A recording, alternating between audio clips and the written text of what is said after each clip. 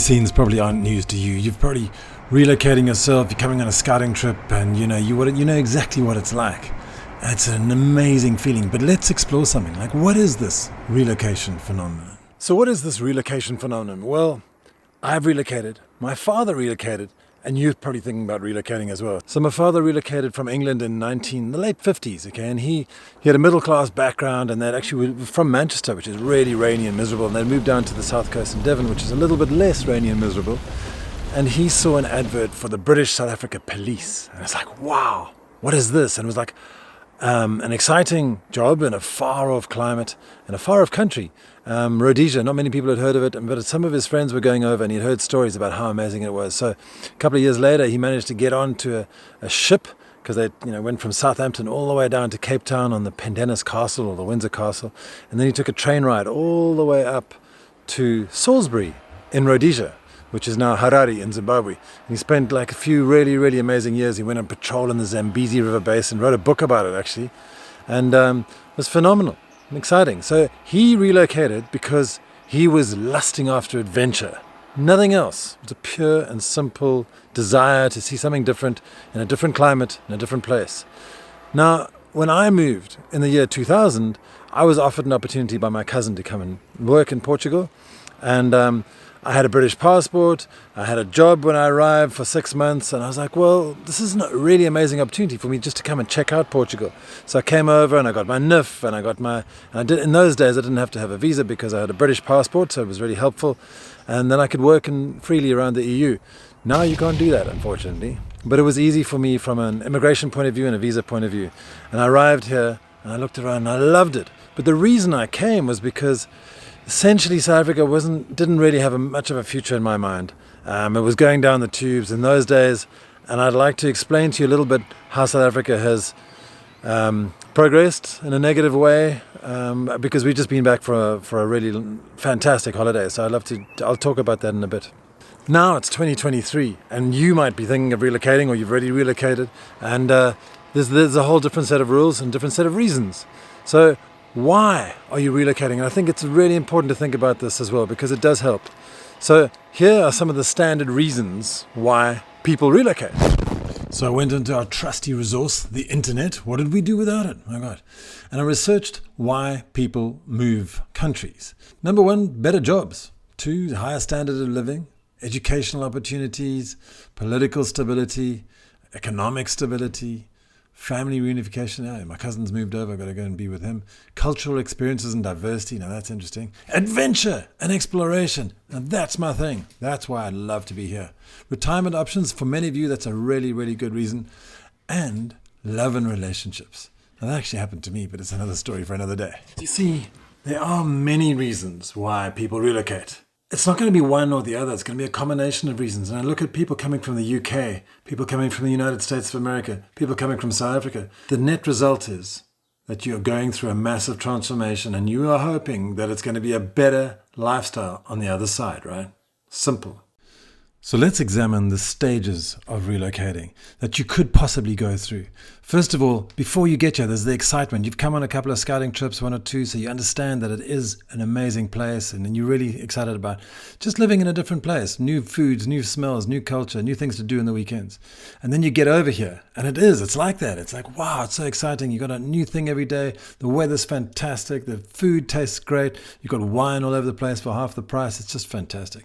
And then culture shock sets in, and the little things that you wanted to do back home that were so effortless, they were just routine, they really actually start to play on your mind, and you're like, oh, but I have to speak a little bit of Portuguese, and you have to try this, and there's always this friction to actually do stuff. You don't know where everything is, you don't know where the right shops are, you don't know how the post office works, etc., etc., and all these little things add up and add up and add up, and eventually you kind of can get a little bit overwhelmed. But you can get through this phase, and you start adjusting slowly, and you start meeting people who tell you exactly where that shop is for that thing, and this is for that, and then you start adjusting, and you adjust, and you understand the way life is here. It's a little bit different.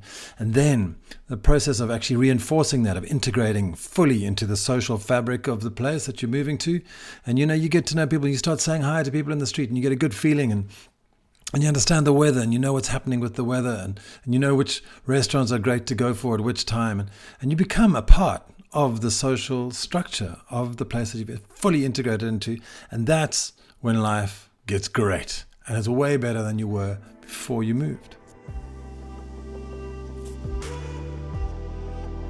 Because the Algarve is a fantastic place. It's just a question of your perception. Some people can sit and moan in bars, others can get out there and enjoy it and live life to the full. So this transformation that you're going through on the relocation, so try and use the relocation experience, this massive transformation, as a challenge and an exciting mission to accomplish. And come out on the other side filled with gratitude and positivity. That's the best way to look at it. It's tough, things get you down, but just be grateful every day, and it'll feel a whole lot better.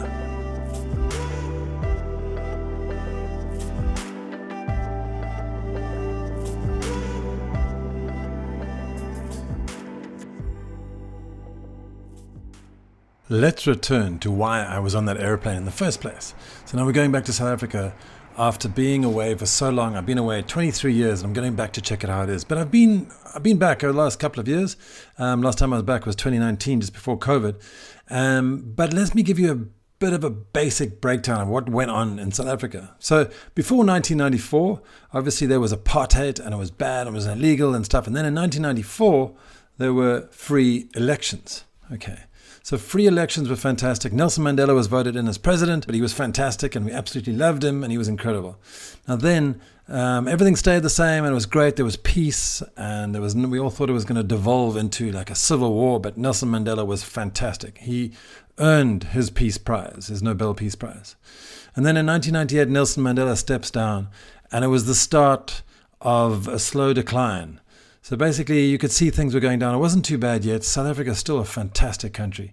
And then in the year 2000, I left. I mean, obviously, this is a real important part of South Africa's history.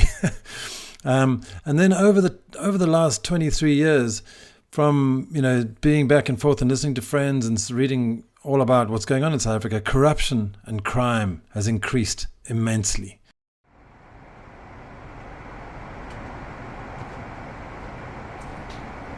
I'm returning to my roots, and to be honest, I'm a little bit nervous.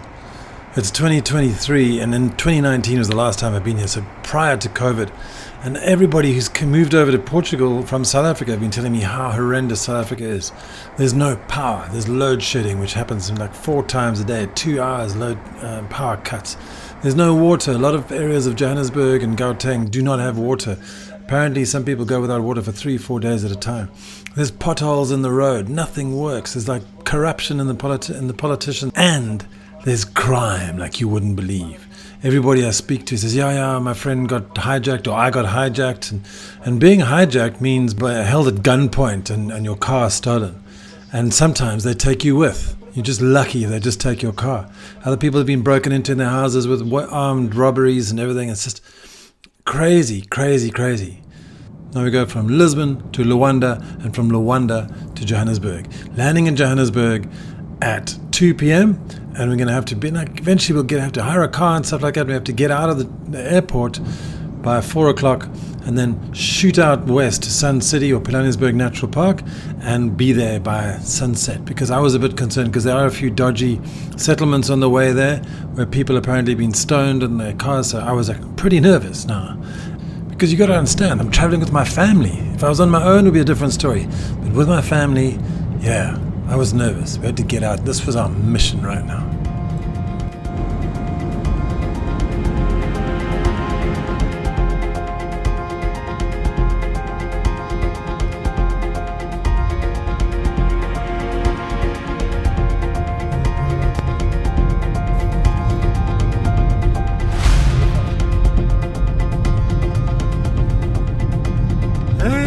We're in South Africa. That's so awesome. Looking forward to some biltong soon.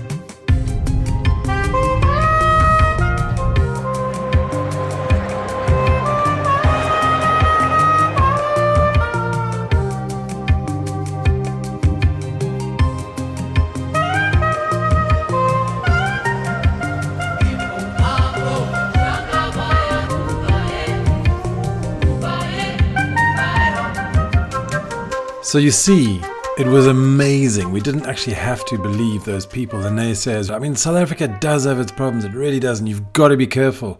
And you have to have your eyes wide open for crime. But it is such a stunning country. It really is beautiful. So I urge you to go there for a holiday. If you'd like, I can make a video of the whole itinerary, because we did 5 weeks in South Africa. It was a massive trip. We saw lots and lots of friends. We combined it with a bit of business and stuff. But if you'd like, drop a note in the comments. Just say yes. So just one last thing. If people say to you, Portugal is this and Portugal is that, please come and see for yourself, because only you will be able to understand and feel and really realize whether it's actually worth it for you to come over here.